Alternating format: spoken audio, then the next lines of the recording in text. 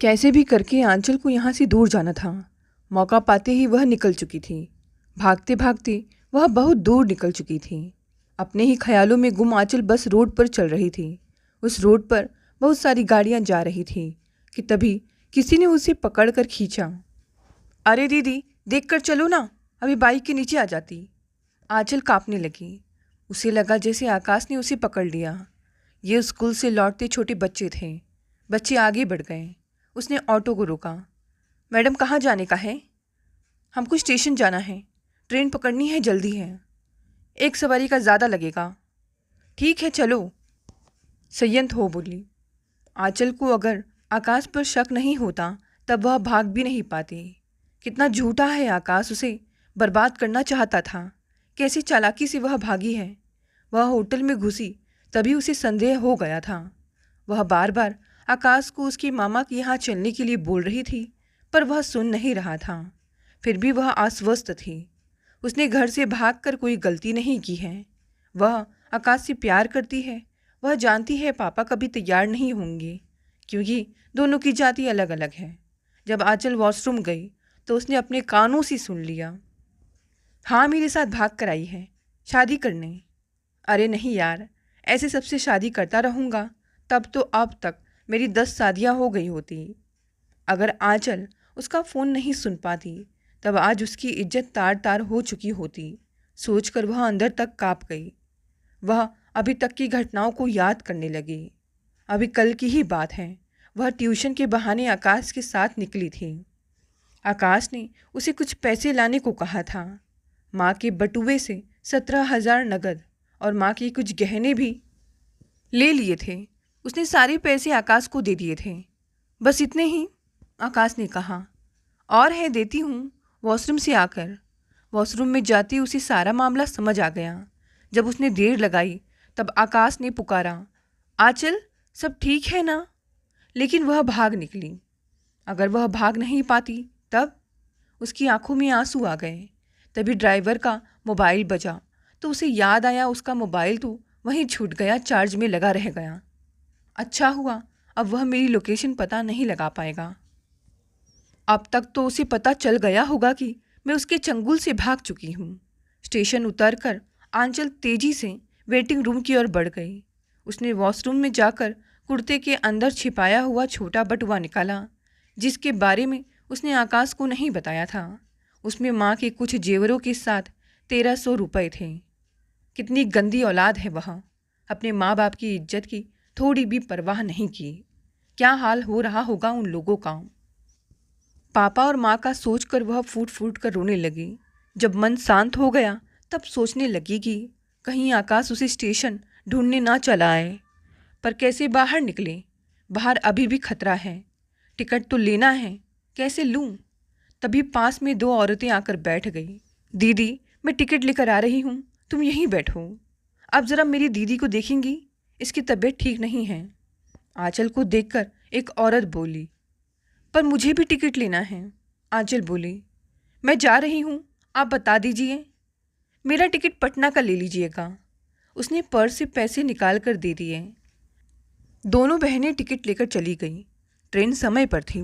आंचल ने चुन्नी से अपने पूरे मुंह को कवर कर लिया कि कहीं कोई पहचान वाला ना मिल जाए। बैठने के बाद उसे घर की याद सताने लगी। जब वह घर जाएगी तो क्या होगा? अगर माँ पापा ने घर के अंदर घुसने नहीं दिया तब? वह सोच में थी, तभी बगल की सीट पर एक सज्जन आकर बैठे। वे लगातार आंचल को देख रहे थे। आंचल की रोती आंखों को देखकर उनको कुछ शंका हो रही थी। आंचल कोशिश कर रही थी कि वह सामान्य रहे, पर मन की चिंताएं, परेशानियां उसे सामान्य नहीं रहने दे रही थी। घर से भागना, माँ बाप की बेइज्जती, विश्वास को ठेस पहुंचाना, सब उसे और परेशान कर रहे थे। उन सज्जन से नहीं रह गया तो उन्होंने उसके सिर पर प्यार से हाथ फेरते हुए कहा, बेटी, तुमने किसको खो दिया है क्या? वह कुछ नहीं बोली, पर रोना जारी था। मुझे लगता है बेटा, तुमसे कोई बहुत बड़ी गलती हो गई है। आंचल ने बड़े अचरज से उनको देखा कि यह आदमी है या कोई देवदूत। मन की बात इन्हें कैसे पता चल गई? देखो, रो मत, शांत होकर मुझे बताओ, शायद मैं मदद कर सकूं। आंचल बोझिल बैठी थी। उसे लगा सचमुच शायद मदद कर दे। उसने धीरे धीरे सारी बातें बता दी। उसे कैसे आकाश ने झूठे प्यार के जाल में फंसाया, फिर घर से भागने को उकसाया, पैसे मंगवाना। वे चुपचाप सुनते रहे। फिर पूछा, कहाँ रहती हो और कहाँ जा रही हो? मेरा घर पटना में है, लेकिन मैं गया अपनी सहेली के यहाँ जा रही हूँ। घर क्यों नहीं? किस मुंह से जाऊं? टिकट पटना का है, पर हिम्मत नहीं हो रही है। और वह रोने लगी। उन्होंने चुप रहने को कहा और बोले, सुनो, माँ बाप से बढ़कर माफ़ करने वाला कोई नहीं है। तुम सीधा अपने घर जाओ और सब सच सच बता दो। सच्चाई में बड़ी ताकत होती है। वे लोग तुम्हारे पछतावे को भी समझेंगे और माफ़ भी करेंगे, साथ ही साथ सीने से लगाएंगे। और मैं कैसे अपने आप को माफ़ कर पाऊंगी? कहकर आंचल रोने लगी। अपने आप को सुधार कर, एक अच्छी बेटी बनकर, अंकल ने समझाया। देखो बेटी, कुदरत ने सभी को सोचने समझने की बराबर शक्ति दी है। जो लोग इसका सही उपयोग करते हैं वे हमेशा विजयी होते हैं। हाँ, हम सभी आखिर है तो मनुष्य ही ना। गलतियाँ भी हो जाती हैं मनुष्य से ही, पर सही मनुष्य वही है जो अपनी गलतियों को समझे, माने और उनसे सबक ले, सच्चाई के साथ आगे बढ़े। अगर माँ पापा ने माफ़ नहीं किया और घर से निकाल दिया तब? आंचल का मन शंकाओं से घिरा था। तुम अभी बच्ची हो, इसीलिए अभी नहीं समझोगी, पर मेरा विश्वास करो, वे तुम्हारे माता पिता हैं। तुम किस दर्द से गुजर रही हो, तुम बताओ या ना बताओ, उनको सब पता होगा। अच्छा, अब रोना बंद करो और कुछ अच्छी बात सोचो। अंकल, आप कहाँ जा रहे हैं? आंचल थोड़ा सामान्य हो चली थी। मैं भी पटना ही जा रहा हूँ, वहीं रहता हूँ। पटना में मैं फिजिक्स का प्रोफेसर हूँ। दिल्ली में सेमिनार अटेंड करने आया था। लोकल ट्रेन से उतरने के बाद मैं तुमको नहीं पहचानता।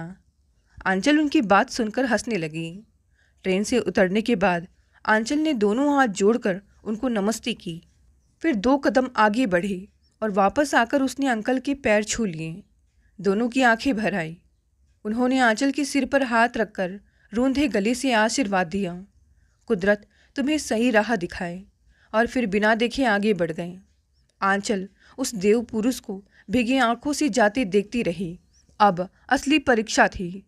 वह घर से संपर्क करे, पहले फ़ोन पर बात कर ले या सीधे घर चली जाए। अगर उन लोगों ने उसे घर में घुसने न दिया तब? पहले बात करते हैं, पता चल जाएगा वह घर जा सकती है या नहीं। वह माँ को मोबाइल लगाने लगी। लंबी रिंग बजी, पर किसी ने फ़ोन नहीं उठाया। वैसे भी माँ अपरिचित का फ़ोन नहीं उठाती। माँ को लगातार फ़ोन लगाएंगे तभी उनको शक होगा, सोच वह लगातार फ़ोन मिलाने लगी। इस बार किसी ने उठाया, कहा हेलो। वह कुछ बोल ही नहीं पाई। इसीलिए हम अननोन नंबर नहीं उठाते हैं। माँ का गुस्से वाला स्वर था। आंचल ने झट से फ़ोन बंद कर दिया, पर फ़ोन काटने से काम नहीं चलेगा, बात तो करनी ही पड़ेगी। इस बार बात करनी ही है, चाहे जो उठाए। उसने फिर फ़ोन लगाया। Hello hello. आंचल सिसकने लगी। आंचल तुम हो? बोलो बेटा, कहाँ से फ़ोन कर रही हो? रो मत बेटा, तुम ठीक हो ना? फ़ोन पापा ने उठाया था। आंचल रोती जा रही थी। तभी माँ की आवाज़ आई। आंचल कैसी हो बेटा? कहाँ से बोल रही हो बताओ? हम सभी बहुत परेशान हैं। किसी मुश्किल में तो नहीं हो ना? बोलो ना बेटी, तुम ठीक हो ना? आंचल को अपने लिए बेटा या बेटी शब्द की आशा नहीं थी। वह रो रो कर बोलने लगी। माँ, मैं आंचल पटना स्टेशन से बोल रही हूँ। आगे वह कुछ नहीं बोल पाई। तुम स्टेशन पर रहो, वहीं पास में मंदिर है, वहीं पर रुको, हम लोग आ रहे हैं। वहीं रहना बेटी, कहीं जाना मत, बस हम आ रहे हैं। माँ के भीगे स्वर आंचल के आहत मन को चीरते चले गए। वह मंदिर के पास चुपचाप बैठ गई। उसने अपना मुंह ढक लिया था। शहर उसका था, कोई भी पहचान सकता था। करीब 20 मिनट के भीतर उसे माँ सौमित्रा व पापा विजय दिखे। दोनों के चेहरे का रंग गायब था। आंचल को अपनी गलती और अपने माता पिता की दशा देखकर फिर रोना आ गया। वह माँ से लिपट कर फूट फूट कर रो पड़ी। आंचल के माता पिता ने उसे संभालते हुए गाड़ी में बैठाया। एक और माँ दृढ़ता के साथ हाथ पकड़कर बैठी, दूसरी ओर पापा ने उसके हाथ को बड़ी कठोरता से पकड़ रखा था, जैसे कहना चाहते हो कि हम हमेशा तुम्हारे साथ हैं, तुमको प्यार करते हैं, कभी भी चाहे जो भी परिस्थिति हो साथ नहीं छोड़ सकते। तुमको अकेले नहीं छोड़ सकते हैं। माँ कभी आंसू पोंछती, कभी चुन्नी संभालती, तो कभी बड़े प्यार से हवा से झूलते बालों को चेहरे से हटा रही थी। दोनों के बीच में बैठी आंचल किसी डरी सहमी हुई बच्ची की तरह रोती सिसकती चली जा रही थी। घर पहुंचकर आंचल सीधे अपने कमरे में जाकर दीवार से लगकर दहाड़ मारकर रोने लगी। माँ चुप कराने को आगे बढ़ने लगी। तब विजय ने कहा, उसे रो लेने दो। आंचल का इस तरह रोना सुमित्रा के कलेजे को चीर रहा था। जब बर्दाश्त नहीं हुआ तब वह आंचल को चुप कराने लगी। घर में सब लोग सामान्य होने की कोशिश कर रहे थे। आंचल के लिए यह बड़ा मुश्किल लग रहा था, पर घर वालों का साहस उसका हौसला बढ़ा रहा था। आंचल वक्त की मारी खुद को कैसे इतनी जल्दी माफ़ कर दे। इतने भोले भाले माता पिता के साथ उसे अपने आप को सही लड़की और अच्छी बेटी बनकर दिखाना है, और वह बनकर दिखाएगी। फिर से माँ पापा का खोया विश्वास हासिल करेगी। अभी तक किसी ने भी, यहाँ तक कि उसके छोटे भाई नमन ने भी नहीं पूछा। शायद पापा की हिदायत होगी। खाना खाते वक्त उसने माँ से अपने पास सोने का आग्रह किया। तब उन्होंने कहा, हाँ बेटा, वैसे भी मैं तुम्हारे साथ ही सोने वाली थी। आंचल समझ गई माँ उससे सारी बात जानना चाहती हैं। ठीक है, वह सच सच सब बता देगी, कुछ भी नहीं छिपाएगी। मगर ऐसा कुछ भी नहीं हुआ। माँ चुपचाप सो गई, जैसे कुछ हुआ ही नहीं। आंचल के लिए यह सब असहनीय हो रहा था। सब लोग उसे एक बार भी डांट क्यों नहीं रहे हैं, न फटकार लगा रहे हैं। ऐसे माता पिता के लिए उसने कितनी घृणित बात सोची कि कैसे उसे घर में घुसने नहीं देंगे। आंचल की नींद उड़ गई थी। वह सारी बातें बताकर उनका मन हल्का करना चाहती थी। सबकी खामोशी उसके मन को जला रही थी। उसके पास तो अब नाराजगियाँ रूठने का भी हक नहीं रहा। मन को चैन नहीं आ रहा था। उसने सोच लिया, यदि माँ उससे कुछ भी जानना चाहेगी तब तो ठीक है, वरना वह स्वयं ही उन्हें सब कुछ बता देगी। सोचते सोचते आंचल कब सो गई उसे भी पता नहीं चला। सुबह जब नींद खुली उसे बहुत अच्छा लगा। वह अपने आप को तरोताज़ा पा रही थी। होठों पर मुस्कान थी कि तभी यादों का एक रेला सारी ताजगी उड़ा ले गया। वह फिर सहम गई और चुपचाप वॉशरूम में घुस गई। उसे आज घर कुछ ज़्यादा शांत लगा। वैसे आंचल का घर शांत ही रहता है। उसके पापा बहुत नियम और कायदे के पक्के हैं।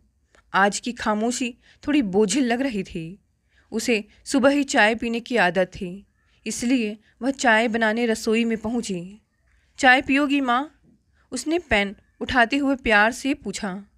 नहीं, माँ की कड़क आवाज़ से डर गई। हम पापा के साथ पी चुके हैं, तुम पी लो। वह चुपचाप चाय बनाने लगी। उसने निश्चय कर लिया पापा की ऑफिस जाते ही वह माँ से बात करेगी। नमन भी स्कूल जा चुका था। चाय लेकर वह अपने कमरे में आकर पढ़ने की टेबल को ठीक करने लगी। पता नहीं आगे पढ़ पाएगी या नहीं। सभी लोग उस पर इतनी जल्दी विश्वास नहीं कर सकते हैं। कहीं कॉलेज से नाम ही ना कटवा दें। वह जिद भी नहीं कर सकती। सौमित्रा कमरे में आई और टेबल के पास खड़ी हो बोली, क्या कर रही हो आंचल? कुछ नहीं माँ, आओ ना। आंचल ने माँ को अपने बेड पर बिठाया और फिर खुद जमीन पर बैठ अपना सिर माँ की गोद में रख दिया। माँ, हमें तुमसे कुछ बात करनी है। हाँ बोल। माँ के पैर पकड़कर बोली, मुझे माफ़ कर दो माँ, मुझसे बहुत बड़ी भूल हो गई है। मैं बहुत पछतावे में हूँ। माँ मैं बहकावे में आ गई थी और वह फूट फूट कर रो रही थी। आंचल, इधर देखो, अपना सिर उठाओ और बताओ क्या हुआ। देखो, सब सच सच बताना। घर की इज्जत तो रही नहीं, अपना इज्जत भी गवा आई। सुमित्रा कठोरता से बोली, नहीं माँ, मैं घर से भागी जरूर थी, पर मुझे अपने मान का पूरा ख्याल था माँ। मुझे अपनी इज्जत का खतरा लगा तभी तो वापस आ गई। कहाँ गई थी? माँ, मुझसे गलती हो गई माँ, मैं उसकी बातों में आ गई थी। कहाँ गई थी? हम दिल्ली गए, दूसरे दिन ही भाग गई। मैं बच गई माँ, तुम लोगों के आशीर्वाद से मैं बच गई माँ। तुम लोग एक रात? नहीं माँ, आंचल बीच में बात काट कर बोली, जिस दिन गए उस दिन रात ट्रेन में थे। तुम मेरा विश्वास करो माँ, मैं सच बोल रही हूँ। वह बोला कि दिल्ली में उसके मामा रहते हैं जो शादी करवा देंगे, लेकिन जब मामा के घर ना ले जाकर वह एक होटल में ले गया, उसी समय मैं समझ गई कि वह झूठा है। मैंने उस पर विश्वास करके भूल कर दी है। फिर मैं चालाकी से भाग निकली। माँ, तुम मुझे डांटो, मारो, मैंने काम ही ऐसा किया है, पर एक नादान समझकर माफ़ कर दो माँ, प्लीज़ माँ, बस एक बार। आंचल रोती जा रही थी। तुम मुझसे शादी करना चाहती हो? नहीं माँ, नहीं, यही तो मेरी सबसे बड़ी भूल थी। फिर गई क्यों? मेरी बेवकूफ़ी थी माँ। वह मुझसे बोला था कि वह आईएएस के मेंस में आ गया है और उसके पापा उसकी शादी अपने दोस्त की बेटी से ज़बरदस्ती करवाना चाहते हैं। तुम उसके साथ शादी करना चाहती थी तभी ना? हाँ, पहले मैं उसे खोना नहीं चाहती थी, पर मैं जान गई कि वह एक नंबर का झूठा इंसान है। वह आईएएस भी नहीं होगा माँ। मुझसे भूल हो गई माँ, मुझे माफ़ कर दो। यह सब कब से चल रहा है? कब से मिलना जुलना है? आंचल चुप रही। बताओ। 3 महीने से, बस 3 महीने से। तुझे इतना विश्वास हो गया कि घर से पैर निकाल दिए, और जिन माँ बाप के साथ इतने साल रहे उनसे एक बार भी पूछना जरूरी नहीं समझा। जो माँ 9 महीने पेट में रखी उस पर भी विश्वास नहीं रहा। तुमने तो मेरे आंचल में दाग लगा दिया। जिस दिन तुम गई, तुम्हारे पापा उस दिन से इतने दुखी और हताश थे। बोले, सौमित्रा कहाँ चूक हो गई। हमने तो कभी भी अपने अम्मा बाबूजी का दिल नहीं दुखाया। जैसा वे बोलते गए हम वैसे करते रहें। कहीं तुमने तो नहीं अपने माँ बाप का दिल दुखाया था? आंचल को एक एक बात हथौड़े की तरह दिल पर लग रही थी। माँ, मुझे नादान समझकर माफ़ कर दो। तुम जो भी सज़ा देना चाहती हो दे दो, पर बस माफ़ कर दो। और वह माँ से लिपट कर रोने लगी। मैं क्या सज़ा दूँ तुझे? तुझे जो भी सज़ा देंगे उसका दर्द भी तो हम ही को झेलना पड़ेगा। तुम मेरी देह का अंश हो, काट कर नहीं फेंक सकते। सुमित्रा का गला रूंध गया। यह देखकर आंचल बौखला गई। माँ, तुम रो मत, मेरी जैसे नालायक बेटी के लिए रो मत। आंचल, हम नाराज नहीं हैं, मन में तकलीफ़ बहुत है जो ज़िंदगी भर रहेगी। हम लोगों की परवरिश पर अब सवाल तो लग ही गया है ना? माँ ने गंभीरता से कहा। आंचल के पास इसका कोई जवाब नहीं था। वह चुप रही। माँ का रोना उसके मन को आहत कर गया। सच में उसने बहुत भारी भूल कर दी है। परिवार की इज्जत और उनके सम्मान को ठेस पहुँचाई। थोड़ी देर तक दोनों ही अपने हिस्से का दर्द लिए चुप बैठी रहीं। शाम को विजय घर आए, पर गलानी से भरी आंचल कमरे से बाहर नहीं निकली। माँ ने चाय पकड़ाई और अपने कमरे में चली गई। विजय कभी भी अपने कमरे में चाय नहीं पीते हैं। शायद माँ सारी स्थिति बताने गई हैं। अब पापा का रिएक्शन क्या होगा? जो भी होगा वह इन सब बातों के लिए तैयार है। आंचल के लिए समय जैसे बीत ही नहीं रहा था। कपड़ों की अलमारी ठीक करने की नीयत से वह अलमारी के पास खड़ी हो गई। उसे पता लग गया कि अलमारी को अच्छे से खंगाला गया है। कमरे में बैठा नमन ध्यान से उसकी गतिविधियों को देख रहा था। आखिर उसने पूछ ही लिया। दीदी, एक बात पूछूं? हाँ पूछो ना, क्या पूछना है? तुम अपने कॉलेज ग्रुप के साथ पिकनिक पर नहीं गई थी ना? हम लोगों से नाराज होकर कहीं चली गई थी ना? आंचल को जैसे झटका सा लगा। वह कपड़े जमीन पर फेंक नमन से लिपट कर रोने लगी। नहीं नमन, किसी से नाराज होकर नहीं गई थी। मुझसे भूल हो गई थी, मुझे माफ़ कर दो नमन। नमन 10वीं कक्षा में था। उसे घर के माहौल से कुछ अंदाज़ा हो रहा था कि दीदी के साथ कुछ तो गड़बड़ है। लड़कियां ज़रा जल्दी समझदार हो जाती हैं, लड़के सांसारिक मामलों से थोड़ा अनजान रहते हैं। तुम तो पर्ची में पता दे गई थी, पर सब लोग बहुत घबराए हुए थे। आंचल नमन को कैसे बताए कि वह पता नहीं, बस एक नोट लिख कर गई थी। मैं घर छोड़कर जा रही हूँ। थोड़ी देर रोने धोने का दौर चला। अब आंचल ने अपने मन में दृढ़ निश्चय कर लिया कि किसी तरह पापा को मनाना होगा। पापा नियम के बहुत पक्के हैं। सोने से पहले 10 बजे की न्यूज़ की हेडलाइन जरूर देखते हैं। वह रात के 10 बजने का इंतज़ार करने लगी। पापा, विजय ने सिर उठाकर देखा तो वह बोली, पापा मैं कुछ कहना चाहती हूँ। अब कहने को क्या रह गया है? वह नाराज हो उठने ही वाले थे कि आंचल ने दौड़कर पापा के पैर पकड़ लिए।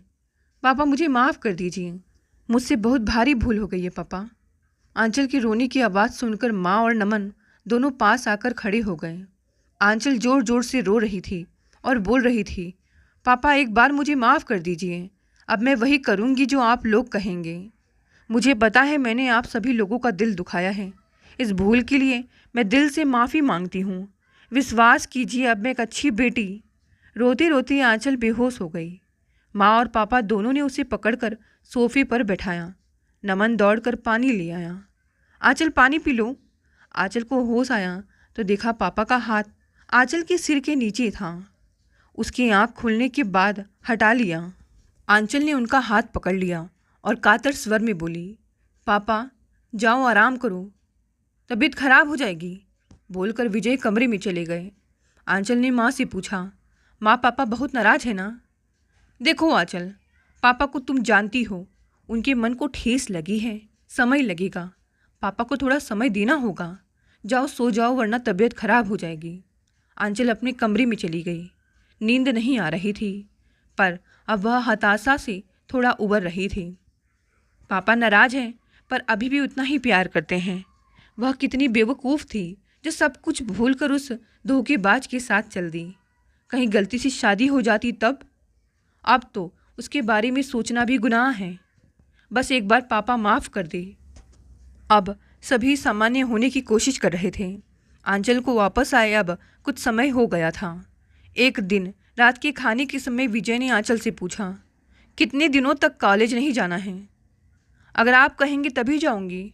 खुश होकर आंचल ने धीरे से कहा, कल आधार दे देना, नया नंबर लेना है। आंचल की खुशी का ठिकाना नहीं रहा। वह कॉलेज जाने की बात से खुश थे। सुबह तैयार होकर पापा के साथ जाने को थी। पूजा आ गई और बोली, कितने दिन में कॉलेज नहीं गई, मुझे अपने नोट्स दे देना। आंचल क्या बोले, तब तक माँ ने कह दिया, यह भी नहीं जा पाई। पहले मेरी तबीयत खराब हो गई, फिर इसकी। देखो ना कैसे चेहरा सूख गया है। उसे अपनी माँ पर गर्व हो रहा था, लेकिन आंचल की माँ सौमित्रा के मन से चैन गायब हो गया था। सौमित्रा को अभी मोबाइल देना नहीं जच रहा था। थोड़ी निगरानी रखनी पड़ेगी। विश्वास रखना अच्छी बात है, लेकिन एकदम से खुला छोड़ देना खतरा है। कहीं वह लड़का रास्ते में आया तब? आंचल एक साफ मन की थी, बस थोड़ी नादान और बेवकूफ़ थी। इस उम्र में लड़कियां सपनों की दुनिया में रहती हैं। आंचल उम्र के जिस दौर से गुजर रही थी उसमें सपनों में जीने में मज़ा आता है। अब सौमित्रा को आंचल के विवाह की चिंता सताने लगी। वह स्वयं कम शिक्षित थी।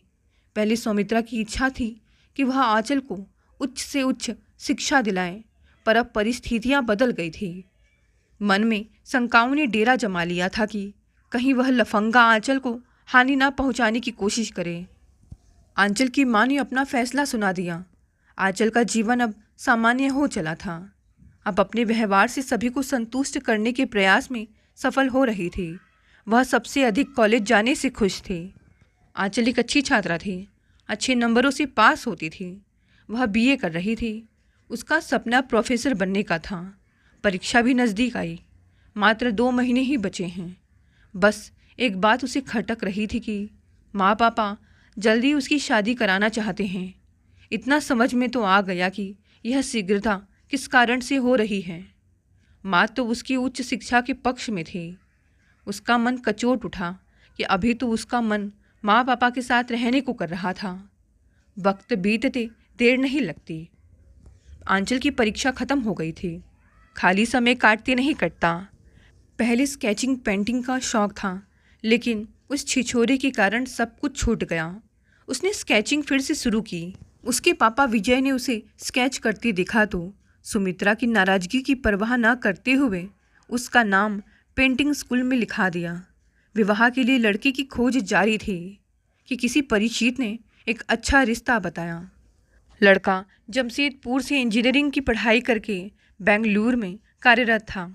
उसकी एक बड़ी बहन है जिसकी शादी हो चुकी है। माता पिता पटना में हैं। विजय ने पत्नी सौमित्रा से चर्चा की। सौमित्रा को बेंगलुरु का नाम सुनकर थोड़ा दुख लगा कि बेटी दूर चली जाएगी, पर एक बात की खुशी थी कि ससुराल पटना में है, तब बेटी से मिलना हो पाएगा। बातचीत शुरू हुई, सारी बात तय हो गई। कुंडली भी अच्छी मिली। बस अब इंतज़ार लड़के का था। सौमित्रा ने लड़के की तस्वीर आंचल को दिखानी चाहिए। आंचल देखने के लिए तैयार नहीं थी। माँ मुझे नहीं देखनी, तुम लोगों ने देखी है, मेरे लिए यही काफ़ी है। तुम लोगों से ज़्यादा मेरा भला कौन सोच सकता है। 1 महीने बाद खबर आई कि लड़का 1 सप्ताह के लिए आने वाला है। लड़की को दिखा दिया जाए। बहुत डांट फटकार के बाद आंचल पार्लर गई। शाम को आंचल तैयार हो रही थी। वह बहुत घबराई हुई थी। जब किसी लड़की की शादी की बात चलती है तब उसके दिल में कितनी तमन्नाएं, कितनी हसरतें अंगड़ाइयाँ लेने लगती हैं। पर आंचल के साथ ऐसा कुछ भी नहीं था। रोमांच का तो नामो निशान ही नहीं था। अतीत की घटना, आने वाले पल की आशंका, सब मिलकर उसे खुश नहीं होने दे रहे थे। माँ तैयार होकर आंचल को देखने आई। आंचल को तैयार देखकर बोली, काजल नहीं लगाया? लगा ले, आंखें सूना लग रही हैं। आंचल काजल लगा रही थी, निहार रही थी कि कितनी सुंदर लग रही है मेरी बेटी। काश सब ठीक हो जाए। वैसे आंचल देखने में सुंदर थी। समय पर सब लोग निकल गए। रेस्टोरेंट में 3 तरफ से बड़ा सोफ़ा और सामने सिंगल सिंगल सोफ़ा थे। बीच में बड़ी टेबल थी। बड़े सोफ़े पर माँ और पापा के बीच आंचल बैठी। आंचल को अब घबराहट होने लगी। माँ, डर लग रहा है। डरने की क्या बात है? यह समय तो हर लड़की की ज़िंदगी में आता है। सब ठीक हो जाएगा। घबराओ मत, आराम से बैठो।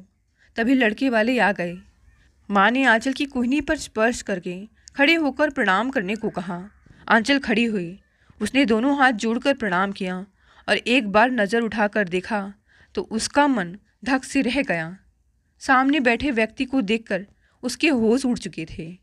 ये वही सज्जन थे जो उस दिन ट्रेन में मिले थे और उसे अच्छी सीख दी थी। वह स्तब्ध जड़वत सी रह गई। माँ ने उसे पकड़कर बैठाया। वह महिला आंचल के पास आकर बैठ गई थी। आंचल का हाथ थाम लिया। लगातार आंचल को निहार रही थी। फिर बोली, आपकी बेटी बड़ी प्यारी है। सुमित्रा के होठों पर मुस्कान फैल गई। आंचल अभी तक काँप रही थी। सुमित्रा को लगा वह नर्वस है, इस कारण काँप रही है। तभी महिला ने पूछा, तुम पेंटिंग सीख रही हो? आंचल कुछ बोल नहीं सकी, बस सिर हिलाकर स्वीकृति दे दी। मानव जी कहाँ रह गए? विजय ने पूछा। वो गाड़ी पार्क कर रहा है। आंचल को लग रहा था अभी अंकल उठेंगे और कहेंगे, हमें अपने बेटे की शादी आपकी लड़की से नहीं करनी है, हम जा रहे हैं। आंचल ने नज़र उठाकर देखा। विजय अंकल से बात करने में व्यस्त थे और माँ उस महिला से बात कर रही थी। तभी वह महिला बोली, मानव, तुम अगर बात करना चाहते हो तो कर लो। हाँ जाओ जाओ, तुम लोग भी आपस में बात कर लो। वहाँ टेबल ठीक किया है, आंचल जाओ। आंचल चुपचाप उस मानव के पीछे चल दी। आप पेंटिंग सीख रही हैं? आंचल ने सिर हिलाकर स्वीकार किया। आगे पढ़ने के बारे में क्या सोचती हो? इच्छा तो है। चलो कुछ बोली तो, कहकर वह हंसने लगा। आंचल ने उसे ठीक से देखा। एक नज़र में ही वह अच्छा लगा, पर कौन जाने क्या हो। वेटर नाश्ता लिए आया था। और क्या हॉबी है आपकी? उसने बात आगे बढ़ाने की कोशिश की। पुराने गाने सुनना और खाली वक्त में स्केचिंग करना। उसके लंबे बालों को देखकर वह बोला, आपके बाल बहुत सुंदर हैं। आंचल शर्मा गई। तभी उधर से बुलाया जाने लगा। दोनों जाने लगे। तभी मानव ने आंचल से मोबाइल नंबर मांगा तो आंचल झिझकने लगी। तब वह बोला, ठीक है, रहने दीजिए। विजय ने बताया वे लोग रात में खबर करेंगे। गाड़ी में सभी बहुत खुश लग रहे थे। माँ ने कहा, परिवार तो बहुत अच्छा है, स्वभाव भी ठीक लगा। लड़की की माँ खूब बातें करती हैं। आंचल ने भी यह नोट किया कि वह लगातार बात कर रही थी। सभी लोग खुश थे, पर आंचल का मन आशंकाओं से घिरा था। एक हलचल मची थी कि सत्य बड़ा कठोर भी होता है। उसे अब सारी बातें माँ पापा को बतानी पड़ेगी। उनके मन में आशा के लड्डू फूट रहे थे।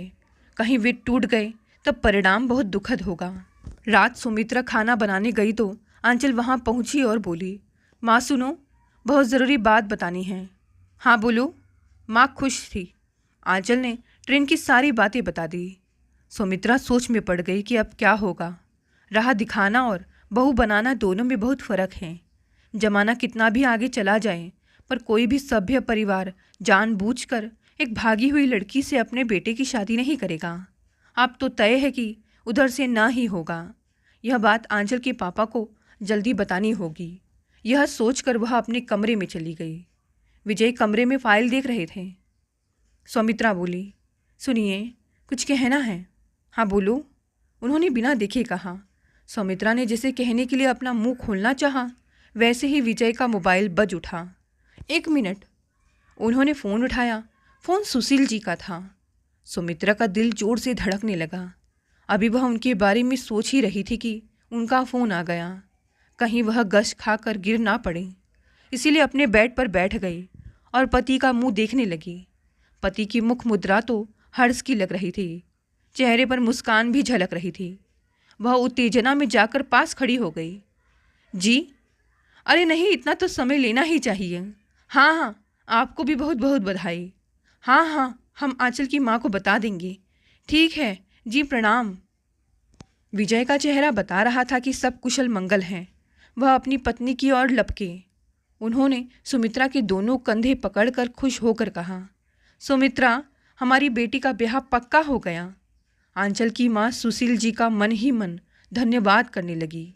सच में बहुत सज्जन पुरुष हैं। आजकल कहाँ ऐसे आदमी मिलते हैं। सुशील जी आंचल से ट्रेन में मिल चुके हैं। आंचल के पापा को यह बताना अभी ठीक नहीं है। कितना खुश है यह सब सुनकर वे चिंता में पड़ जाएंगे। जब सोने जाएंगे तब आराम से बात करके बताएंगे। तभी याद आया कि आंचल किचन में होगी, बेचारी बेकार में परेशान होगी। उसको यह खबर भी दे देते हैं, उसके मन का बोझ हट जाएगा। आंचल का हृदय सुशील जी अंकल के लिए श्रद्धा से भर गया। आंचल अच्छा महसूस करने लगी। उसे याद आया कि मानव ने उसका मोबाइल नंबर मांगा था। उसने माँ को बताया तो वह बोली, दे देती, दिक्कत की कोई बात नहीं थी। ठहरो, हम भिजवा देते हैं। सुमित्रा ने अपनी होने वाली समधिन को बधाई देने के लिए उन्होंने फ़ोन किया। तब आंचल की सास ने स्वयं आंचल का मोबाइल नंबर मांग लिया। नंबर देने के दूसरे दिन मानव का फ़ोन आ गया। वह 2 दिनों के लिए जमशेदपुर जा रहा है। जाने से पहले शाम को आंचल से मिलना चाहता है। आंचल सोचने लगी, थोड़ी देर पहले उसे लगा उसने जंग जीत ली, पर अब उसे मानव से मिलना है। क्या करें? सारी कहानी जानते हुए सुशील जी अंकल ने शादी पक्की कर दी। क्या सच में उन्होंने अपने लड़के को नहीं बताया होगा? ऐसा हो सकता है क्या? कहीं ऐसा तो नहीं कि मानव को सब पता है? वह आंचल के मुंह से सुनना चाहता है। शायद नहीं, अंकल खुद मना नहीं कर पाए, चाहते हैं मानव मना करें। यह भी तो हो सकता है कि इन सब बातों को कोई महत्व नहीं दिया हो। आंचल सोच में पड़ गई अपने अतीत को लेकर। वह तो उसके जीवन का नासूर बन चुका है। आंचल चाहे ना चाहे उसे भाग नहीं सकती है। क्या करे, जिंदगी सामने खड़ी पुकार रही है, बस जाकर थाम लेना है। पर वह जहाँ भी जाएगी ये सारी चीज़ें उसके साथ साथ चलेंगी।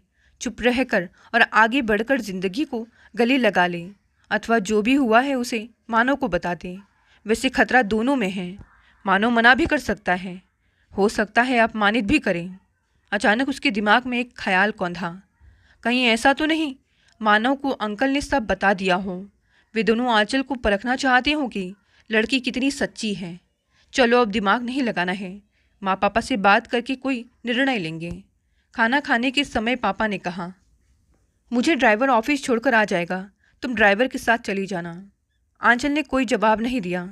वह तो दूसरी दुनिया में उलझी थी। खाने के बाद आंचल पापा के कमरे में जाने का इंतज़ार करने लगी। वह दबे पांव कमरे में पहुंची। लगता है माँ सब बता चुकी थी, क्योंकि पापा का चेहरा थोड़ा सा चिंतित लग रहा था। आंचल पलंग के पास जाकर खड़ी हो गई, बोली, पापा कुछ कहना है। विजय शायद अंदेशा लगा चुके थे कि आंचल जरूर असमंजस में होगी। उन्होंने उसकी ओर देखा। आंचल ने खुद को संयत किया और कहा, पापा कल मैं क्या करूं? मेरा मतलब है पापा, कल मुझे मानव जी को सब बता देना चाहिए। आंचल, तुम्हारे मन में क्या चल रहा है पहले यह बताओ, विजय ने पूछा। पापा, अगर उन्हें नहीं पता होगा और बाद में पता चला तब? और दूसरी बात यह है, हो सकता है पता हो, मुझे चेक करना चाह रहे हों। पापा, मैं डर कर सारा जीवन नहीं बिता पाऊंगी। बता देंगे तब हो सकता है वह मना कर दे, यही ना? लेकिन बाद में कहीं से पता चला तब तो पूरा जीवन बर्बाद हो जाएगा। विजय को लगा समय के झंझावत ने आंचल को मजबूत और समझदार बना दिया है। थोड़ा सोचने के बाद बोले, आंचल, जो तुम्हारा मन गवाही देता है वही करो, मगर तुमको लगता है कि मानव को बता देना चाहिए, तुम उसको सब सच बता दो। वैसे हमें भी यही सही लग रहा है। यह तुम्हारी ज़िंदगी का फैसला है, तुम्हें ही निर्णय लेना होगा। हमको लगता है कि तुम जो भी फैसला लोगी सही होगा। हम लोग हमेशा तुम्हारे साथ हैं। सौमित्रा को यह बात बिल्कुल ही नहीं जच रही थी। आंचल अब आत्मविश्वास से भर गई थी। जब से आंचल के साथ वह अप्रिय घटना हुई है, वह समझदार हो गई है। जिंदगी के तथ्यों को गहराई से आंकने लगी है। फिर आज पापा ने उसके मनोबल को बढ़ा दिया है। सोने की चेष्टा की, लेकिन नींद कोसों दूर थी। जिंदगी की विकट परीक्षा थी। पास हो गई तो खुशियाँ ही खुशियाँ, और अगर फेल तो पूरे परिवार को दुख दर्द मिलने वाला था।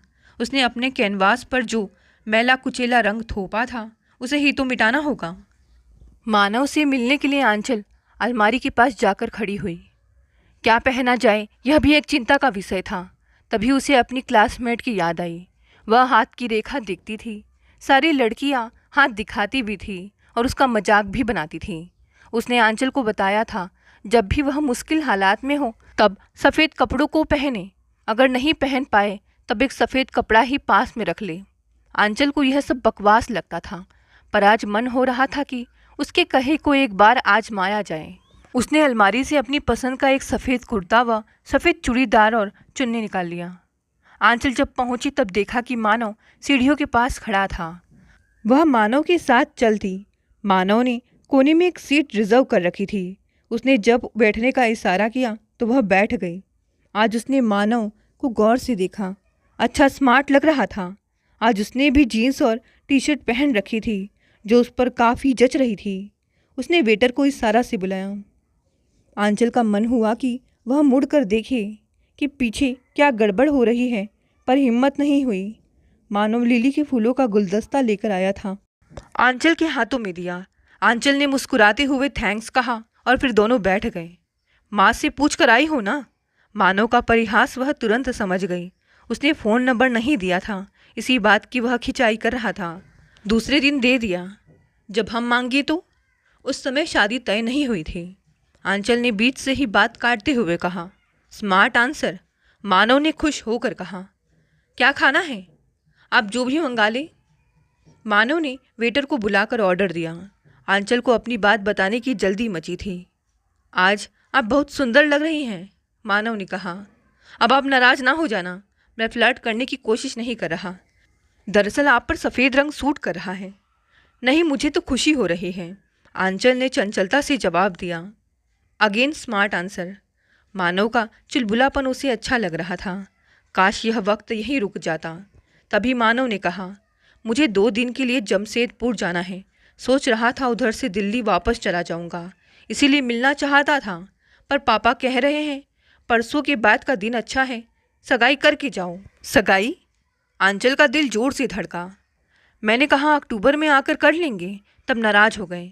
इस कारण मुझे अब दोबारा वापस आना होगा। आंचल बोलने को तड़प रही थी। उसने अपना मन कड़ा किया और मानव से बोली, मुझे आपसे बात करनी है। बोलिए ना, तभी से मैं ही बोले जा रहा हूँ। आंचल धीरे धीरे सारी बात बताने लगी। बीच बीच में मानव को देखती भी जा रही थी। उसका चेहरा सख्त होता जा रहा था।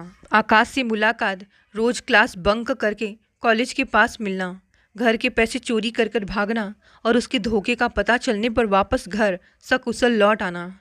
उसने सुशील जी अंकल से मिलने की बात नहीं बताई। मानव के चेहरे के भाव प्रतिपल बदल रहे थे। उसने वेटर से बिल लाने को कहा। आंचल समझ गई सब खत्म हो गया। ऐसा जीवन साथी उसे कहाँ मिलेगा।